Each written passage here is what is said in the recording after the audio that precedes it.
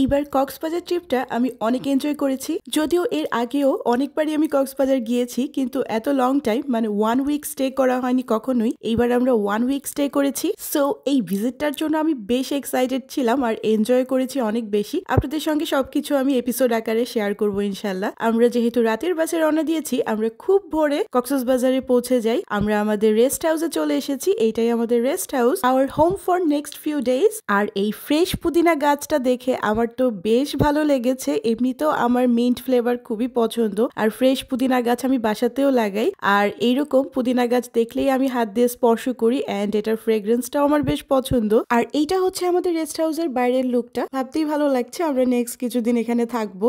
একটা homely vibe দিচ্ছিল আসলে, সেজন্যই এত ভালো লাগছিল। বাই দা ওয়ে, আমরা কক্সবাজারে এসেছি। আমার হাজবেন্ডের একটা গভর্নমেন্ট ট্রেনিং আছে কক্সবাজারে, সেই জন্য আমরা 1 উইকের জন্য এসেছি। তো আমরা একটু ফ্রেশ হয়ে বেরিয়ে পড়েছি। এখন আমরা যাচ্ছি ওর ট্রেনিং সেন্টারে। আর এই রাস্তাটা এত সুন্দর কি বলবো, ভাষায় প্রকাশ করতে পারবো না। এটার একদম শেষে হচ্ছে সি বিচ, আপনারা হয়তো বুঝতেই পারছেন, আর দুই দিকে হচ্ছে ঝাউবন। এই এরিয়াটা বেশ ছিমছাম আসলে। এখানে গভর্নমেন্টের যে ট্রেনিং সেন্টার সেটা, প্লাস এয়ারফোর্সের এরিয়া। সো এখানে নর্মাল ট্যুরিস্টরা খুব বেশি আসে না, এই জন্য এই জায়গায় তেমন কোনো ভিড়ও নেই।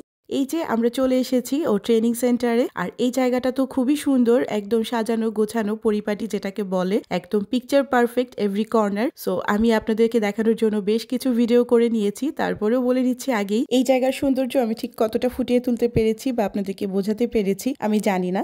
আপনাদের কেমন লাগছে আমার ভিডিও সেটা কমেন্টে অবশ্যই আমার সঙ্গে শেয়ার করবেন। আর আমার ভিডিওটি ভালো লাগলে অবশ্যই আমার পেজটি ফলো দিবেন। আর অলরেডি যদি আমার পেজ আপনি ফলো করে থাকেন, তাহলে আপনাকে অনেক ধন্যবাদ আমাকে সাপোর্ট করার জন্য। রোদের আলোয় জায়গাটার সৌন্দর্য যেন আরো ঝলমল করছিল, খুবই ভালো লাগছিল দেখতে। আপনাদেরও কেমন লাগছে, আপনাদের প্রত্যেকটা অনুভূতি কমেন্টে যখন আপনারা শেয়ার করেন আমার কিন্তু খুবই ভালো লাগে। সো আপনারা সবসময় শেয়ার করবেন আমার ভিডিওটা কেমন লাগছে। তো অনেক গাছপালা ছিল। এই যে এই গাছটার নাম আমি জানি না আসলে, আপনারা জানলে আমাকে জানাবেন। একটা ফ্রুটসের মতো হয়েছিল।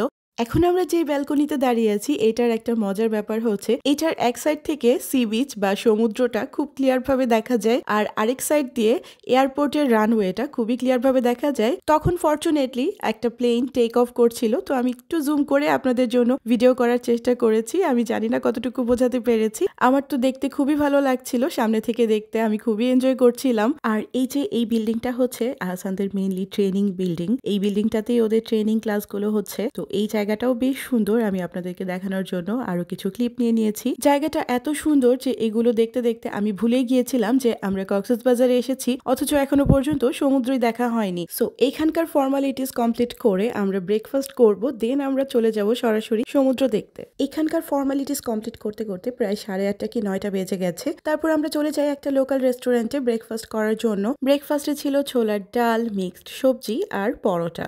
আমি তো যে কোনো ট্রাভেলিংয়ে সিম্পল নাস্তা করতেই পছন্দ করি। আপনারা ট্রাভেলিংয়ে কি ধরনের নাস্তা করেন সেটা কমেন্টে আমার সঙ্গে অবশ্যই শেয়ার করবেন। তারপর গরম গরম চা খেয়ে আমরা চলে যাই বিচে। আমরা সুগন্ধা বিচে চলে এসেছি।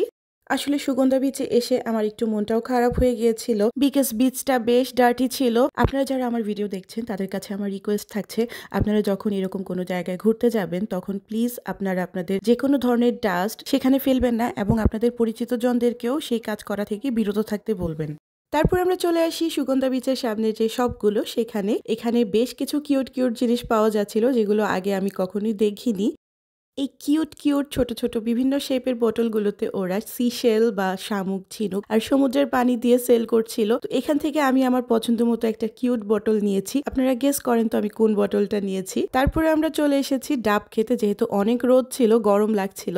আর বিচে এসেছি আর এখানকার ফ্রেশ ডাব খাবো না তা তো হতেই পারে না। ডাবগুলো এত বড় ছিল যে আসলে একজন একটা খাওয়া পসিবল ছিল না, তো আমরা দুইজন মিলে একটা ডাব শেয়ার করছিলাম। তারপর আমরা লাঞ্চ করার জন্য চলে আসি রাধুনী রেস্টুরেন্টে। যেহেতু আমরা সকাল থেকে অনেক ঘোরাঘুরি করছিলাম, তো আমরা বেশ টায়ার্ড হয়ে গিয়েছিলাম, তো আমরা লাঞ্চ করে সরাসরি চলে যাই রেস্ট হাউসে রেস্ট নিতে। আমাদের লাঞ্চ মেনুতে ছিল চিকেন খিচুড়ি আর জলপাইয়ের আচার।